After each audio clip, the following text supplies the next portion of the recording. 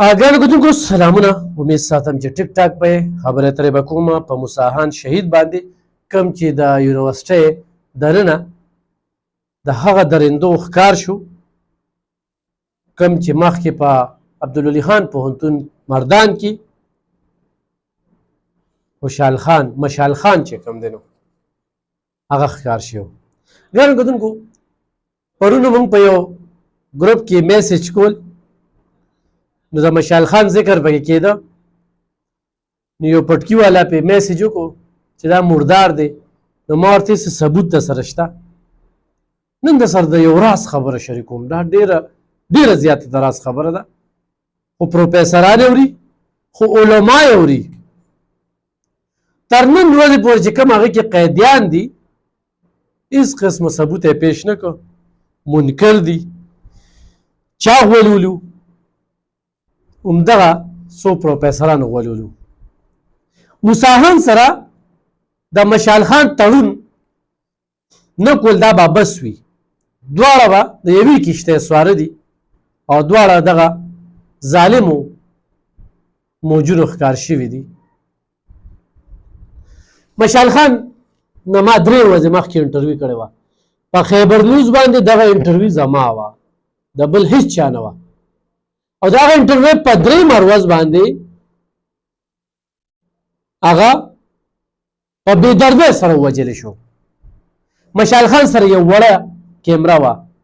اوس هم ما سره هغه ټیم کې یو 4 سټوډنټان ګواه شته، خو دغه ټیم کې زه خمدر صاحب له لاړم او خمدر صاحب سره مې لیده کاتو کړل. او موږ په خیبر کې د مردان نه کار کو، نو ډېر زیات دلته کې زیاتیات روان دي د سټوډنټ سره، د میل فیمیل سره. خو د دې لپاره یو ولک دی، هغه دی مشال خان. هغه له لاړ شي انټرویو کا. مشال خان له چې زه لاړم، د الله زما دی، د مایک ورته نیولې شوې، د الله زما دی. مشال خان په هوټل کې روټۍ ویل، هلته چې کوم کینټین و، زه چې کوم ځای کې خبرې کوم نو دوی دې خوا خوراک کوي، موږ ماړو موږ ورسره خوراک ونه کړ. هغه ډېر دراز خبرې وکړې او مشال خان ډېر داسې چې په دې چوکاټونو باندې وراوښتې و، د کمرو کې ني، او د دې نه ویډیوګانې د کمرو کړې وې. څنګه ویډیوګانې وې؟ هغه څو کسانو ته پته لګي چې دا پروپیګنډا خوره کړه. مشال خان یې په ډېر بې دردۍ سره ووجه.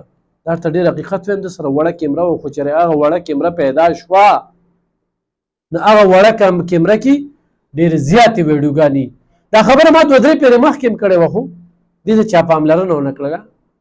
نن پکې د موسی خان وجه راله. شمیم شاهد صاحب یو ډېر سینیر جرنلسټ دی، کالم نګار دی. هغه کالم لیکلی دی. هغه کالم کې چې کوم دی نو کولو د مشال خان او د موسی خان د مرګ یو ګڼلی دی. هغه لیکي چې څو ورځې مخکې په خیبر پښتونخوا کې په یو درسګاه کې هغه څه وشو کوم چې په 2019 د اپریل په مردان عبدالولي خان پوهنتون کې شو.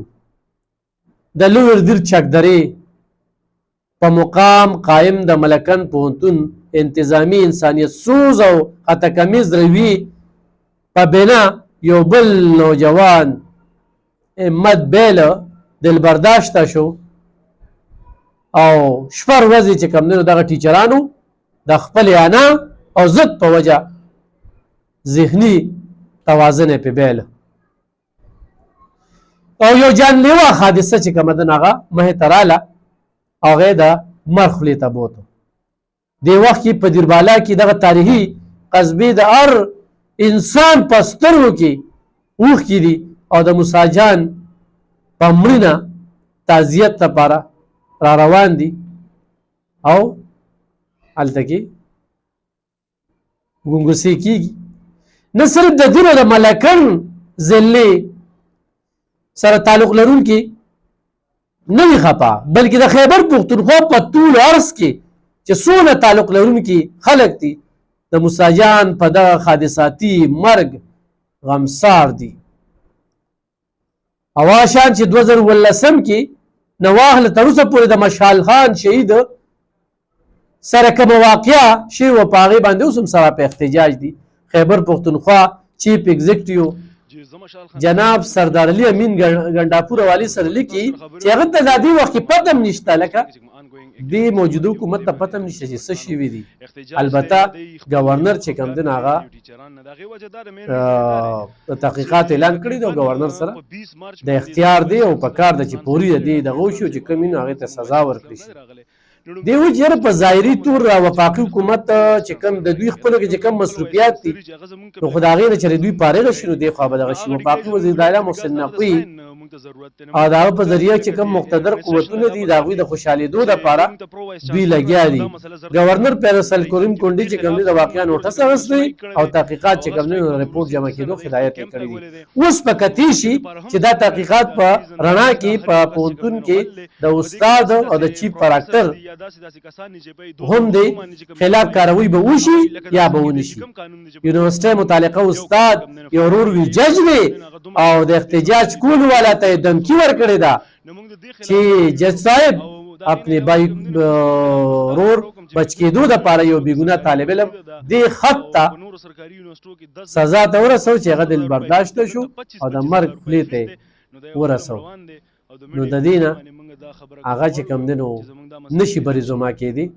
د پېښور هایکورټ چیف جسټس اشتیاق ابراهیم د هغه خو چېرې د عدلیې ساک بحالۍ نو پکار ده چې پورې د دې خلاف کار وشي. بهرحال قصه مختصر د اپردیر تاریخي ګاو بیپور نه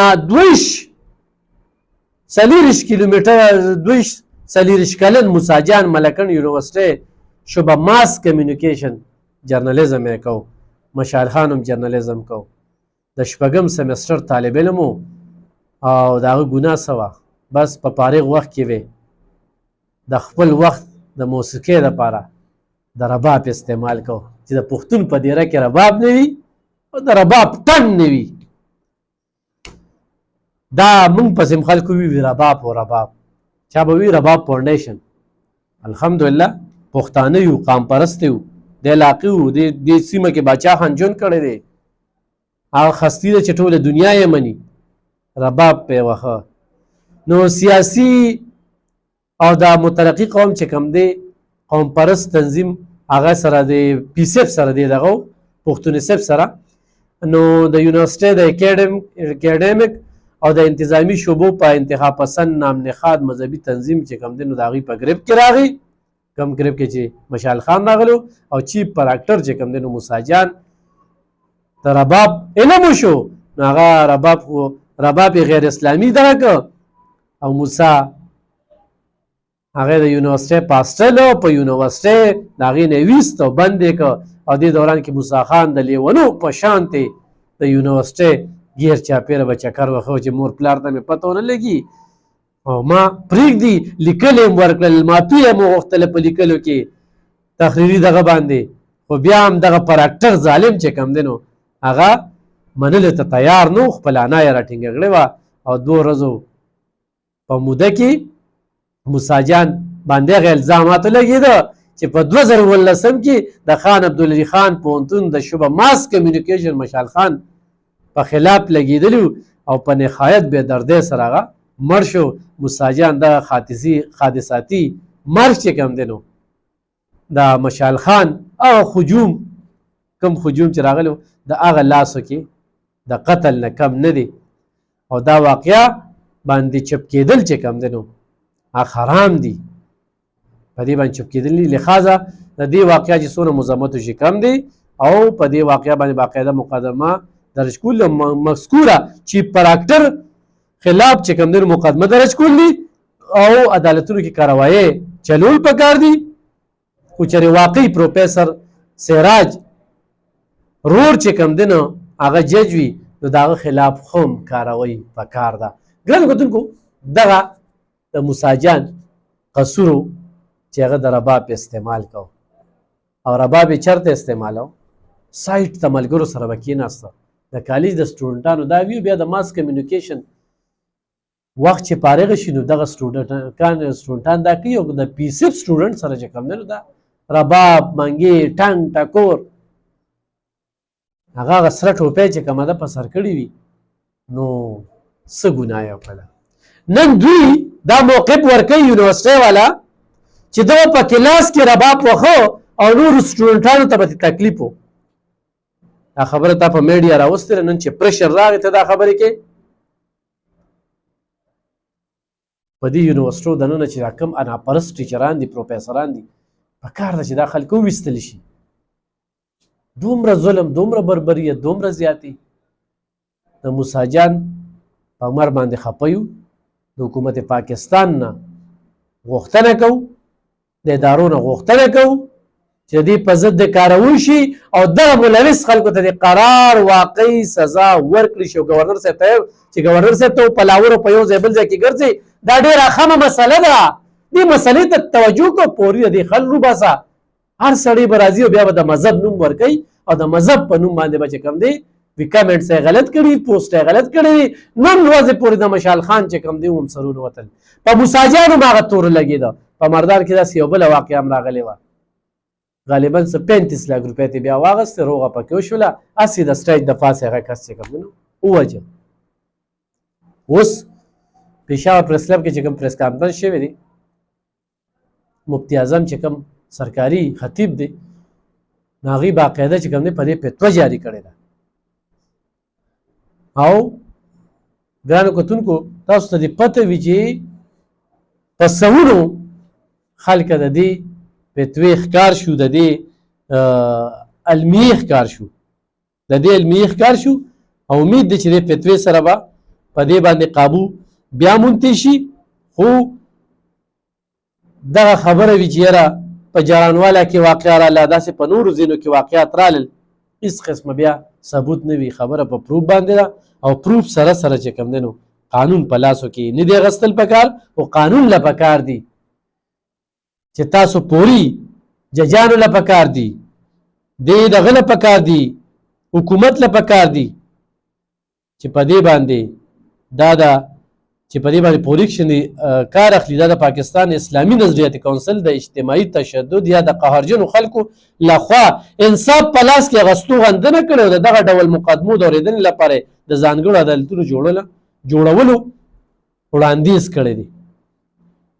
دا د پنجاب صوبې په سرګوده ښار کې چې کومه هغه عیسایي واقعه راغلې وه د هغې نه پس چې کوم دی نو دغه شانتې واقعات مخې ته رالل. خو زه درته دا وایم چې په اسلام آباد کې د څېړنو د امنیتي مطالعاتو د مرکز CRSS یو وروستي رپورټ ښایي چې له 1990 کال راسې په پاکستان کې لږ تر لږه 1415 کسان د مذهب د سپکاوي په تور نیول شوي چې پکې یو کم 80 کسان وژل شوي دي. په وژل شوو خلکو کې 18 ښځې او یو یا دا نارینه چې کوم دی نو دا د دې مذهب د سپکاوي په تور کې دا وژل شوي دي.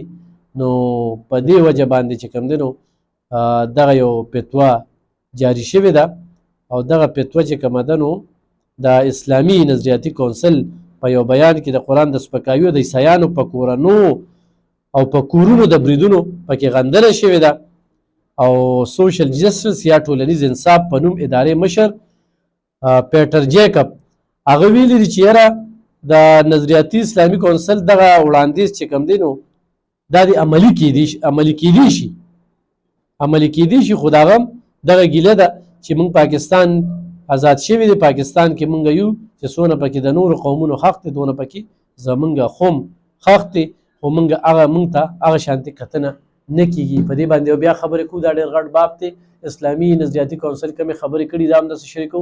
خو دې وخت کې په موسی خان باندې موږ خبرې ترې کولې چې د موسی خان د قتل څونه مذمت وشي او په دې باندې خاموشه کېدل نه دي پکار. داسې یو شمېر سټوډنټان د دغه شانتې نازیبه حرکتونو ښکار دي د دغه شانتې ظالمانو په ولقه کې دي او د هغه ولقې نه ویستل دي. دې خوا د اظهار رایې د ازادۍ باندې خبره کېږي. دلته کې چې کوم دی نو په کالج دننه سټوډنټ ته ازادي نه ورکړل کېږي. بیا خو چې ته دونه دغې نو به دا میوزک بند کړه که نه په دې پېښور کې په دې ټیک ټاکو باندې څه نه کېږي. څونه پښتني رودرو په ځان سرکونډی یو څه نه کوي. څوک پکې کمیس وشلی یو څوک پکې سوچ نه یو کم روان دي او دا هغې خلکو ته مېمه چې کله په سیکورټي فورسز باندې بریدونه کوي کله په پولیس باندې بریدونه کوي کله ټارګټ کلینګ کوي نو دې خوا کې ورته دا غیر مسلمه غیر دینه غیر شرعي کارونه نه ښکاري دا خلک ټارګټ کې نو ګرانو کتونکو ډېر بحث پې کېږي خو په موسی خان باندې ډېر زیات خفه یو مننه خوشحاله اوسئ الله دې د هغې خاندان له صبر وکړي الله دې هغه له جنتونو